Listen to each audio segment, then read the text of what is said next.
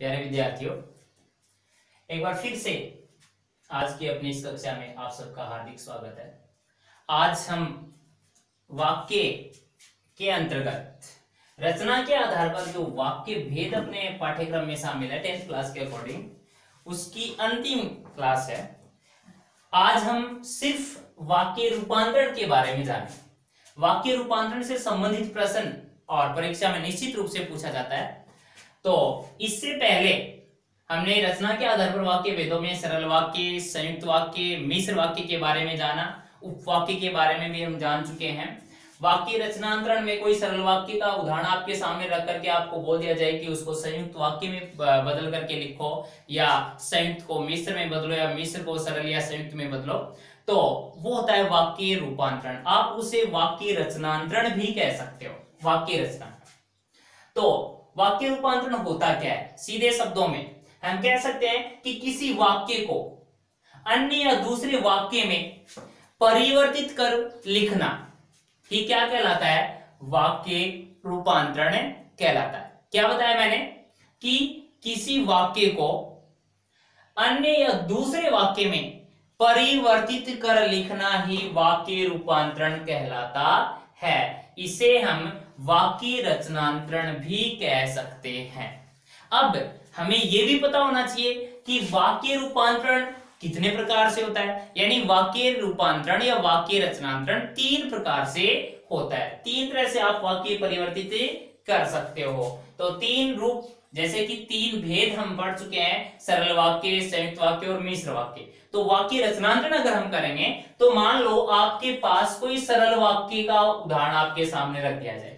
सरल वाक्य को आप किस रूप में बदल करके लिख सकते हो? उस सरल वाक्य को आप संयुक्त वाक्य में बदल सकते हो, उस सरल वाक्य को आप मिश्र में बदल सकते हो। तो पहला रूप तो हो गया अपना कि सरल वाक्य को संयुक्त या मिश्र में बदलना। एक तो वाक्य रूपांतरण इस तरह से आपको करना पड़ सकता है। दूसरा प्रकार अपन भेद माने तो होता है अपना संयुक्त वाक्य।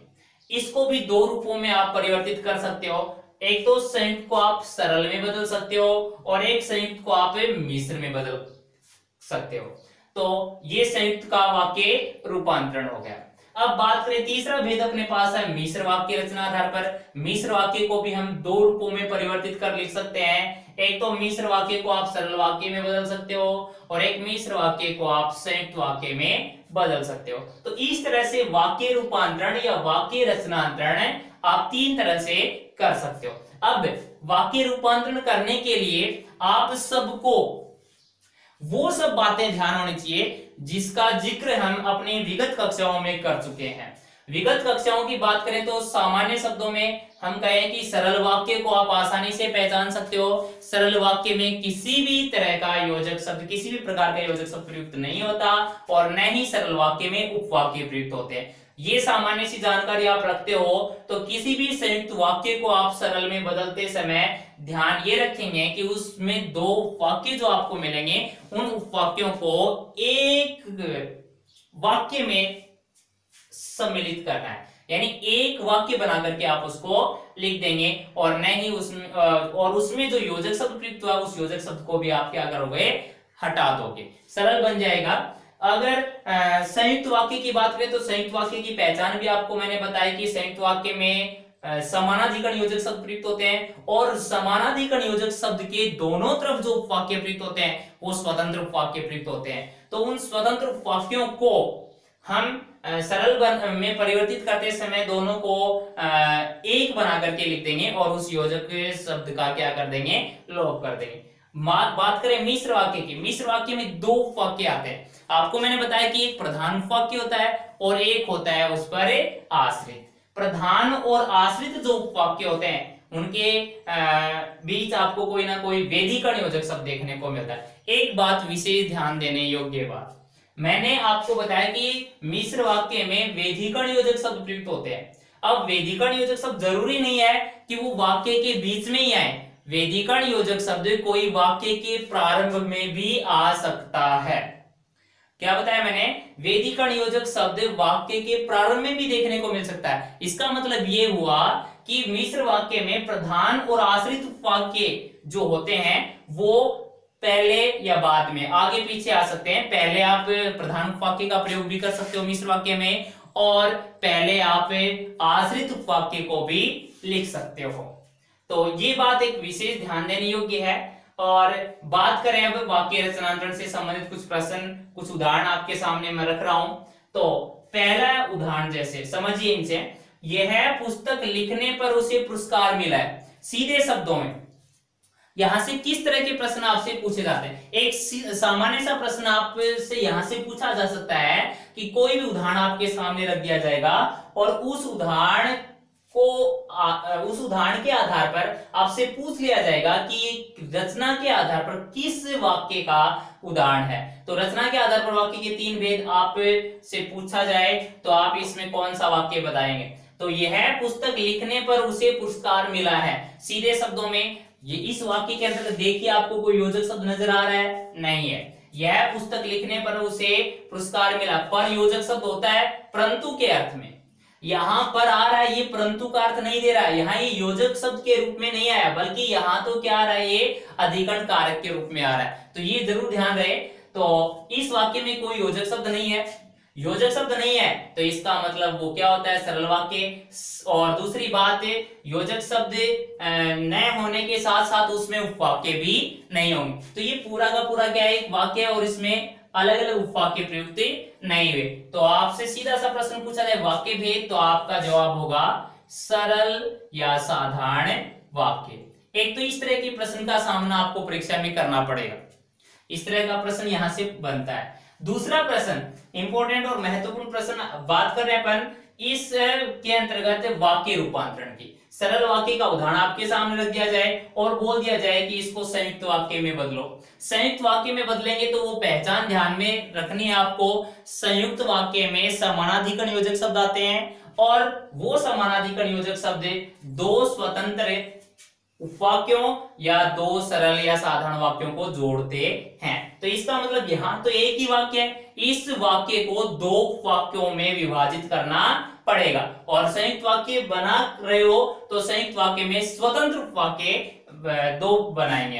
तो देखिए इसके अंतर्गत आप दो वाक्य अलग अलग बनाओगे। तो पहला उपवाक्य हमने बना दिया, उसने यह पुस्तक लिखी, यह पुस्तक लिखने पर उसे पुरस्कार मिला है। तो उसने यह पुस्तक लिखी और उसे पुरस्कार मिला। अब देखिए और समानाधिकरण योजक शब्द है, इस समानाधिकरण योजक शब्द का प्रयोग कहां होता है, संयुक्त वाक्य में होता है। साथ ही मैंने आपको बताया कि समानाधिकरण योजक शब्द के दोनों तरफ क्या होंगे, उपवाक्य। वो दोनों तरफ के उपवाक्य क्या होंगे, स्वतंत्र उपवाक्य।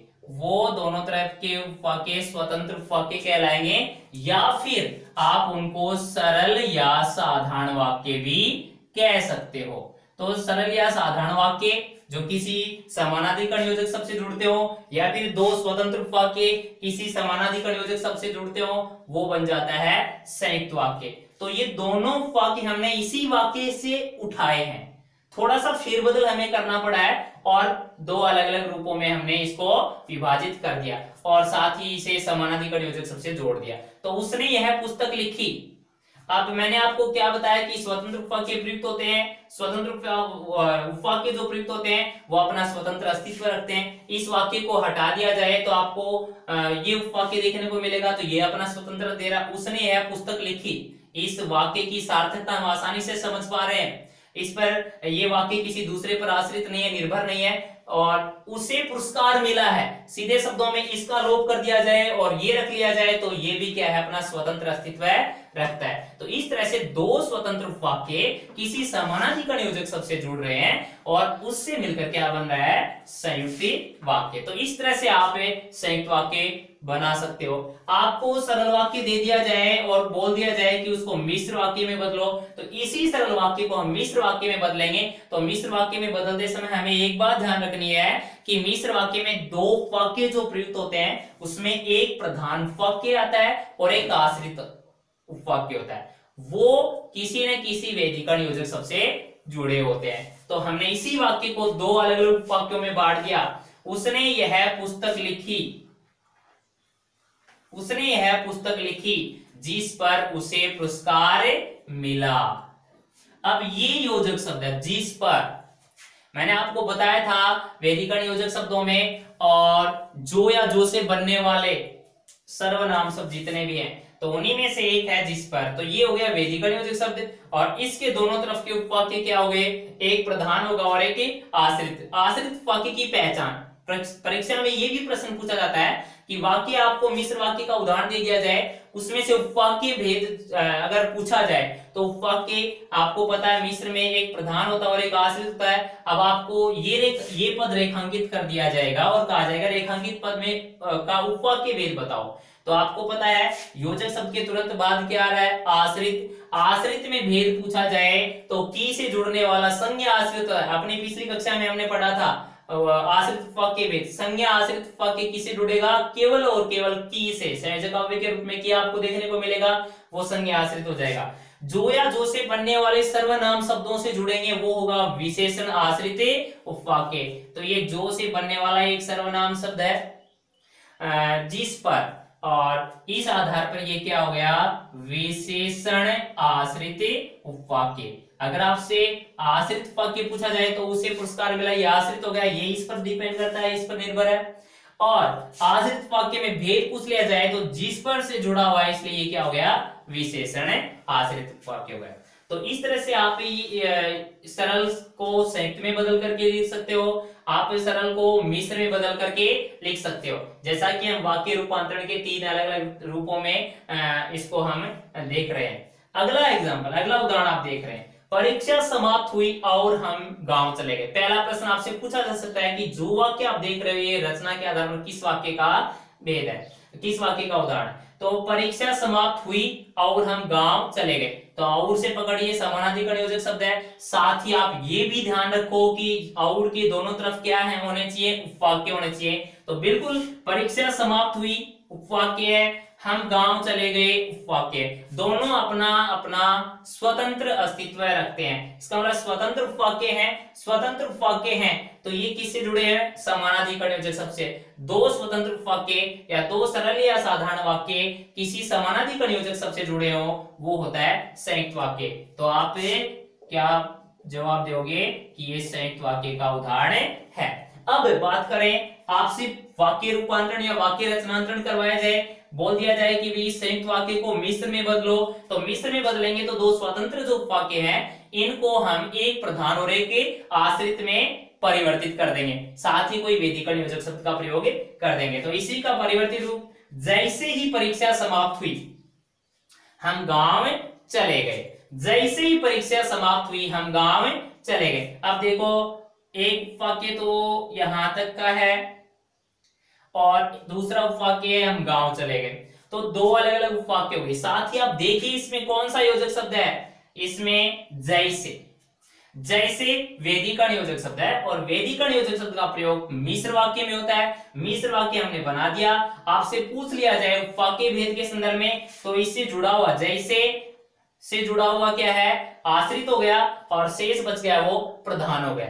अगला, इसी संयुक्त वाक्य को सरल वाक्य में बदलने के लिए बोल दिया जाए तो आप ध्यान ये रखेंगे कि भी उसमें जो भी योजक शब्द है उसका लोप हो जाएगा और दो अलग अलग उपवाक्य हैं उनको एक संयुक्त रूप में बना करके हम लिखेंगे। तो सरल वाक्य इसका क्या बना, परीक्षा समाप्त हुई और हम गांव चले गए, तो इसका सरल वाक्य बना दिया परीक्षा समाप्त होने पर हम गांव चले गए। देखो ये पूरा का पूरा क्या है, एक वाक्य और इसमें कोई वाक्य आपको देखने को नहीं मिल रहा, न इसमें कोई योजक शब्द देखने को मिल रहा है। तो कहने का मतलब ये है कि इसमें कोई योजक शब्द भी नहीं है और ये दो वाक्य भी इसमें आपको देखने को नहीं मिल रहे, तो ये इसका हमने क्या बना दिया, सरल वाक्य। अगला है, वे उन सब लोगों से मिले जो मुझे जानते थे।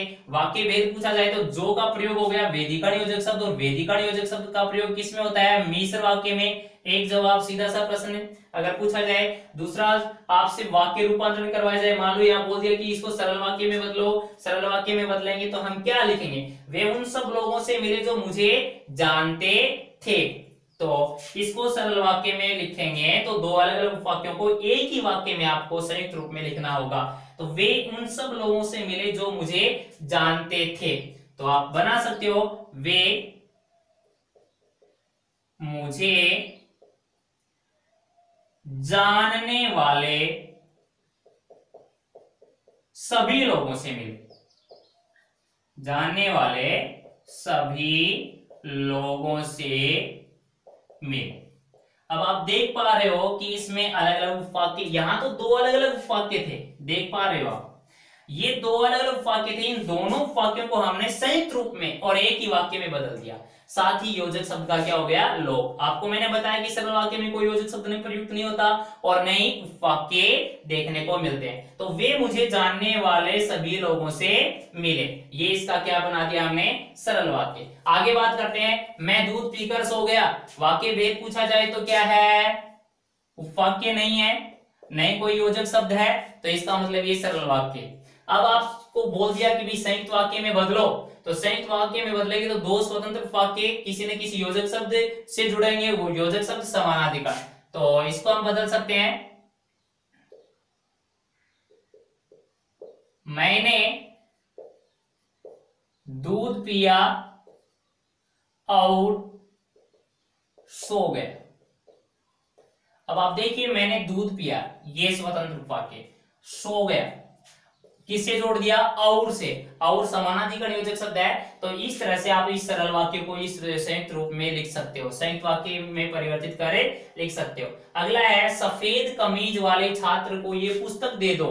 तो वाक्य भेद पूछा जाए तो ये कोई वाक्य आपको अलग अलग वाक्य देखने को नहीं मिल रहे, नहीं कोई योजक शब्द है, तो इसका मतलब ये सरल वाक्य है। और सरल वाक्य को बोल दिया कि मिश्र वाक्य में बदल करके लिखो, तो आप लिख सकते हो इसको, दो अलग अलग वाक्य बनाएंगे, एक प्रधान बनाएंगे और एक आश्रित, क्योंकि मिश्र वाक्य में प्रधान और आश्रित वाक्य प्रयुक्त होते हैं। तो आप लिख सकते हो, सफेद कमीज वाले छात्र को यह पुस्तक दे दो। तो हम लिख सकते हैं, उस छात्र को यह पुस्तक दे दो, पुस्तक दे दो जिसने सफेद कमीज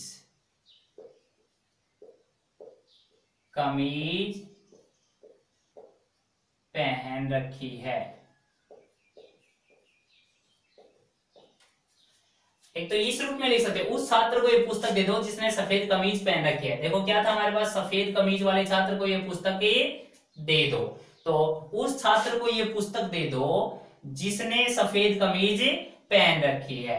तो सीधे शब्दों में देखना आप, यहां से उस छात्र को ये पुस्तक दे दो, उपवाक्य। दूसरा उपवाक्य है जिसने सफेद कमीज पहन रखी है। तो आप देखेंगे दो अलग अलग उपवाक्य हैं और किससे जुड़ा हुआ है, जिसने से।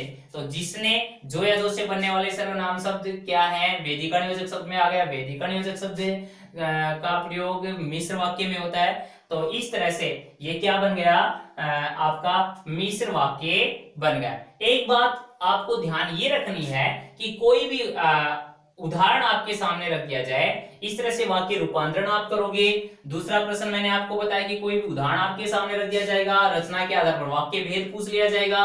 एक तीसरा प्रश्न यहां से बनता है, आश्रित वाक्य की पहचान करो। तो आश्रित वाक्य के बारे में भी आपको पता चल गया होगा, इसे पिछली क्लास में हमें पढ़ा था कि आश्रित वाक्य तीन तरह के होते हैं या तीन प्रकार के होते हैं, संज्ञा आश्रित, विशेषण आश्रित और क्रिया विशेषण आश्रित। तो यहां आपसे पूछ लिया जाए कि आश्रित उपवाक्य कौन सा है, तो जिसने के बाद वाला उपवाक्य है वो क्या है, आश्रित।